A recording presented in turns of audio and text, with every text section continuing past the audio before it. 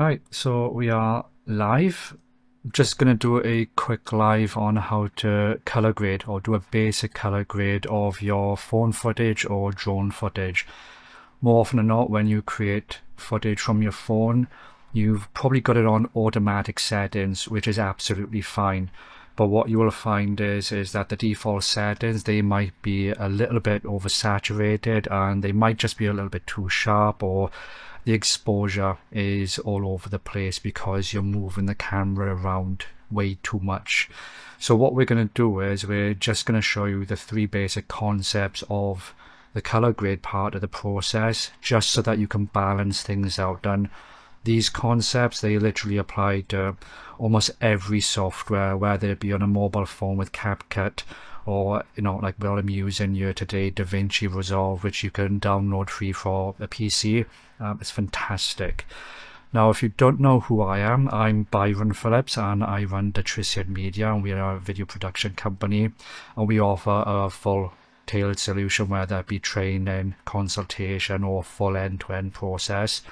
And one of the things that we do here is that we color grade the footage to make sure that everything is consistent, because we have to deal with mobile phone footage, drone footage. We have to deal with footage from multiple different professional cameras, and they all have their own color space. So what we're going to do here is just show you the basic concepts that you need to improve your own camera or your own phone or drone footage. So what we're going to do with this one is, this is taken from my trip to Scotland. It is. And there seems to be an effect that has been applied to that. Or something's going on with that one. So we're going to get rid of that. So I've created a demo timeline. And in here, my wife and I, we went to Scotland, and this is just for us to get away.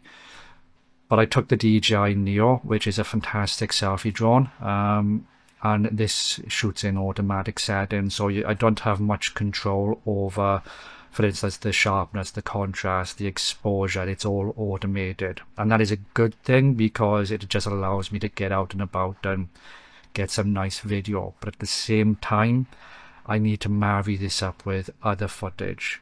And also, it's the three core concepts that I mentioned earlier, is that it's oversaturated. If you look at the greens, it's over sharpened, and what we're trying to do is just minimize that impact. So what we're going to do is we're going to go over to the color page, and this is how the footage is from the start. Now, I'm not going to go into different color space transforms and working with different types of footage. I'm just going to give you the first three concepts of creating a nice image.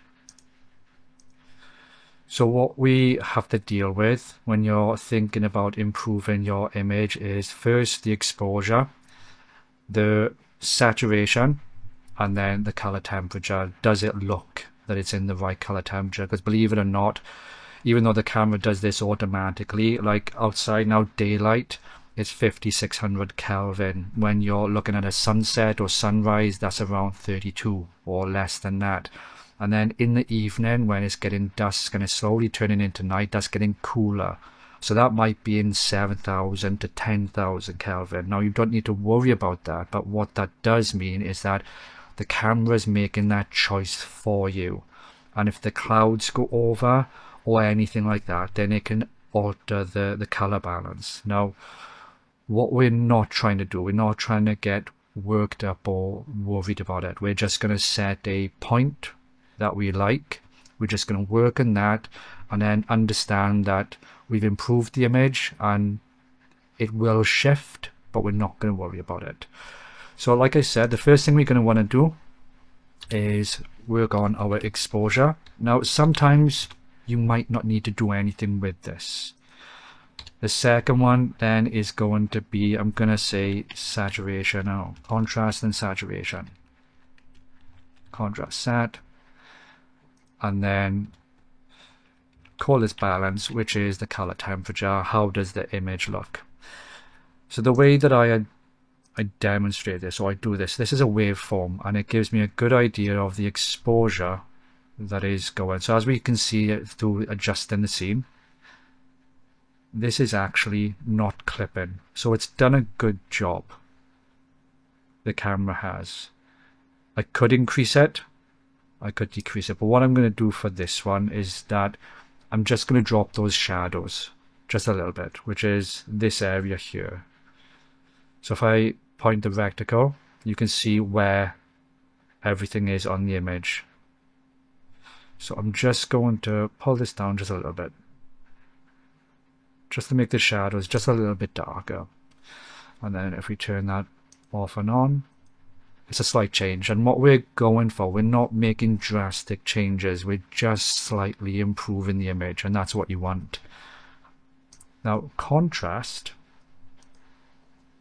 is all going to be linked with the saturation and how the camera creates the image. If you notice on this scope, this gives you an overview of how saturated and where the colors are within the scene. So like you'd expect grass to be more in the green, but it's actually part with the camera is part of the yellow, and that's okay. It just gives you an indication of where things are. And as we can move through the scene, notice how that is shifting. And we're not going to worry about that shift. What we are going to assess is how saturated, because if you notice, it's not too bad there, but then all of a sudden, if we get to here, notice how the grass is shifting and getting brighter and more saturated. Now that's just down to the drone managing the settings, and it could have been a bit of cloud cover and it's changed the actual color temperature, and it's just increased the saturation. So all we're going to do is we're not going to worry about the color temperature yet. We're just going to manage the saturation and the contrast. Now as we can see, this is the point at where it's more saturated, so I want to reduce it. In any application, they're going to give you the option to manage the saturation. In here, it's down by there. And I'm just going to change that to 30. Now you can tell straight away that that is taking away all the green, all that over brightness. If we push it too far, we can see how saturated that's going. And if you notice, at some point, it's going to compress. So you don't want to overdo it. So 50 is the normal state at which it comes in for the camera, and then you have the option to increase saturation or decrease it. Now there's a few ways you can do this. I'm going to reduce the saturation here to see where we are. And I'm going to leave it at 30. When you increase the contrast, I want you to notice that that is getting bigger. Now what that means is that contrast also affects saturation. I usually keep my contrast around 1.2 just to make the image a little bit more punchy and a bit more contrasty. Technical terms, I'm trying to keep it as simple as I can. Now we can decide at this point, are we happy with the saturation, or do we want to drop it, or do we want to increase it? Now if we are going to increase it, that's fine, but notice this is being more saturated than this.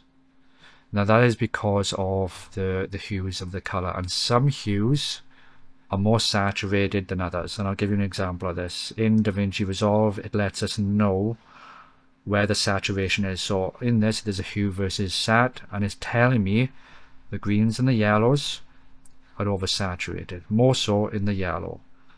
And then there's some with the blue, with the sky and the river and all that.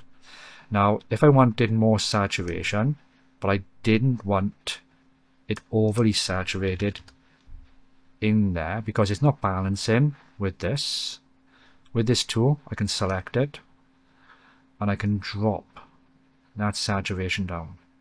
If we see the difference, decrease it, and you can see where that is happening. So if I don't push it too far and just say 0.8, I'm just going to make this area wider so it's a bit more gradual and it's not such a big dip. Now that has just changed the exposure or the contrast. I did this all in the exposure window. I'm supposed to be doing this in the contrast window. See, that's what happens when you're doing things live. But the principles are the same. So all we have done, I'm just going to copy this, put it there, put it on set. I'm going to fix that, get rid of the saturation, and I'm going to fix you, fix you, fix you. Just make sure that I'm right. Yeah.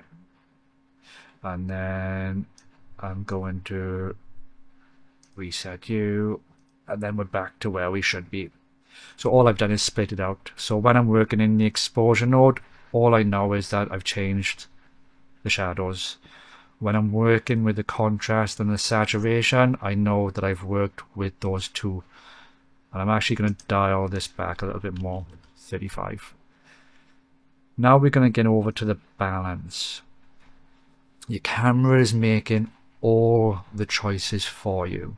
So it has to determine what the right color balance is. Usually, I want you to pay attention to where this is now. You can do an automatic selection tool. So if you see something white in the scene, you can select it and it will adjust it. So if I turn this off, it's only adjusted it a little bit, which is fine. Now, what I want to show is that the skin color, this line that we see here, represents skin color. So if you don't have anything white in the scene, then you can use this as an indication, and this works with all shades of skin color. So you don't have to worry about that. With ethnicity and everything and all that. It doesn't worry about that because it's all within the Mellentaulen and it all within the same hues, so it has a very good indicator on the color spectrum where skin color should be, and that is perfect because it helps us color grade. Especially if you're colorblind like me, it really makes a difference because then I can target where certain things are, and that is exactly where this is telling us where red, magenta, blue, cyan, green and yellow are on the scope, so I can tell which colors are oversaturated and which ones aren't. For you, there'll be indicators for white or anything like that, and we can change color temperature in many ways. So we can do it by changing the temperature and the tint. So if I reset that, I'll show you what that does. So when you're looking in your phone, you're going to get these two, temperature and tint. Now what tint will do, if you notice the scope, it will pull it side to side, and that will adjust the tint of the image. Temperature makes it warmer or cooler, so I'm going to make it warmer and I'm going to make it cooler. So that's what they do. So when you're in your phone or any other software, that is what will affect that.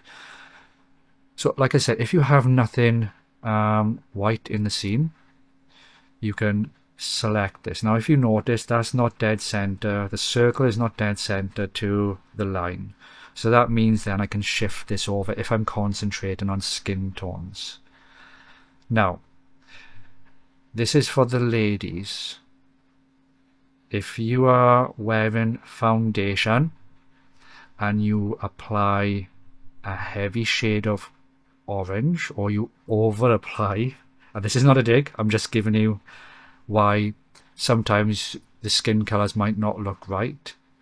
When you put a lot of makeup on, it affects the skin color. It is no longer the skin color. And what you're doing is you're effectively putting paint on your face and asking the camera to magically go, okay, this is skin, when in actual fact you're putting a lot of pigments on that are not true to color. That's your reason why they use special makeup for filming. There's a reason for it. It's because it interacts with the camera better and it makes color grading a lot easier.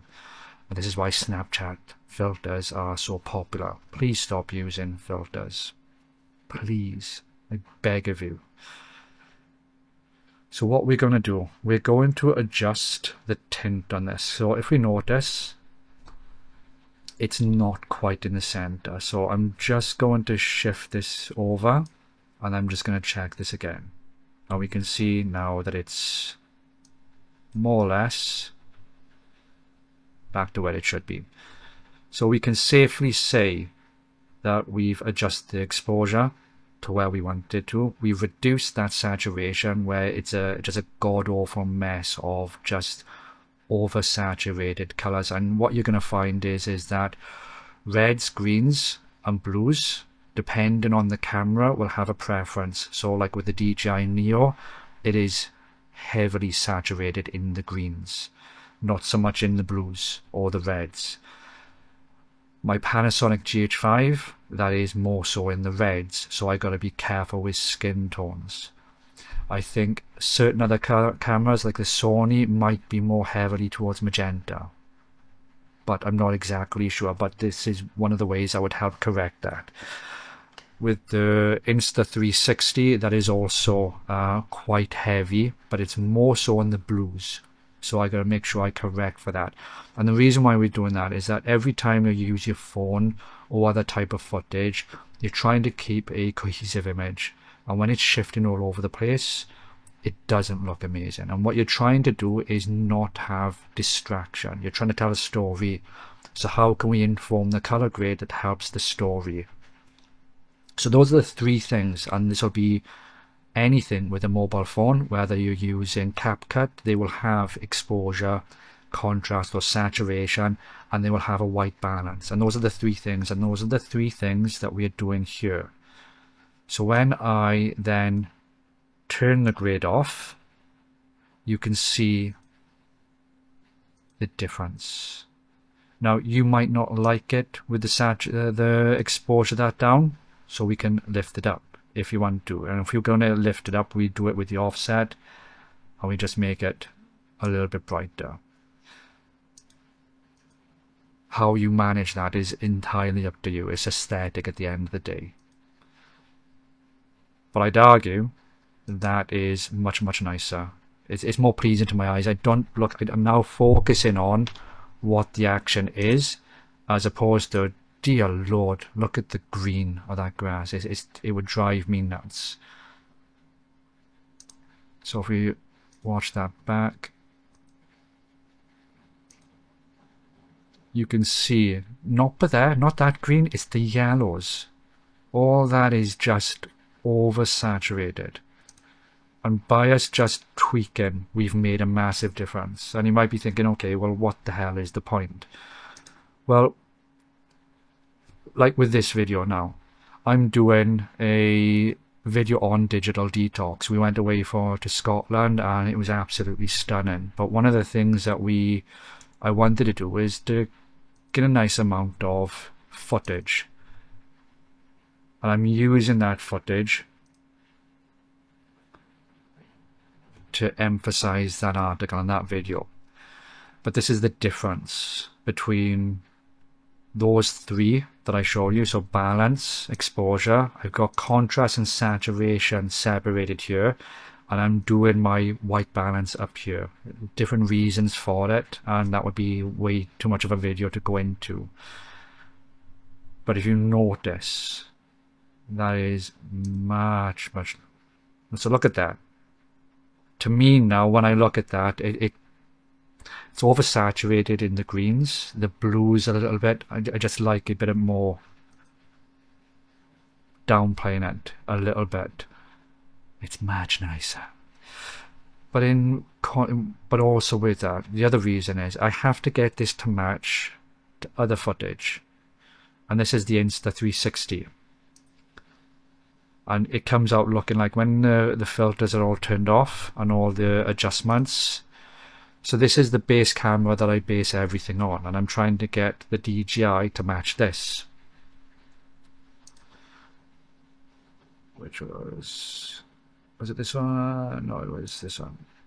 So just to give you an idea of what we're trying to do is to get the footage to live within the same world. Now, when we do that, then we turn the filters off. When you go back and forth now, completely, they take your eye away from it being one story. But then when we put the adjustments back on, feels like it's more within the same world.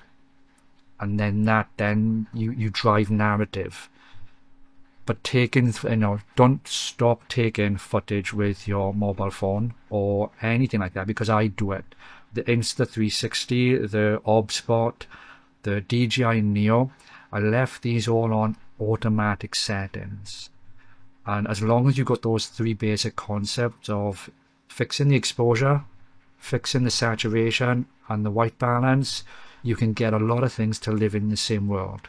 And that makes for a much, much better cohesive image for you. So hopefully that was beneficial, and it was a little insight into some of the things that we do. Everybody complains that the DJI Neo, the image is not great. I'd argue that it's not the tool, but it's who it's in the hands of. And even out of camera, looking at it, I'm just like, I don't like it. But for the money and the fact that it tracks you, and for the fact that now I got the ability to make it look nicer, don't let these things get in the way of telling a story. I mean, get off. You just downloaded Bitdefender because Zone Alarm was being a I'm not going to swear, but it was being a jerk. So I went on holiday, I left everything on automatic settings, and that's coming from someone who owns a media production company. It is fine to do. You can make it a little bit better then when you sit down and you just learn those three basic concepts, again, whether it's on your mobile phone or whether or not you sit down to the PC. But you can improve it, and there are simple ways to do it. And obviously there are more, obviously as you can see, there's other ways that you can do it, but that comes in time. So there we are. So hopefully that was beneficial. You guys have a lovely weekend, and I will see you again. Cheers.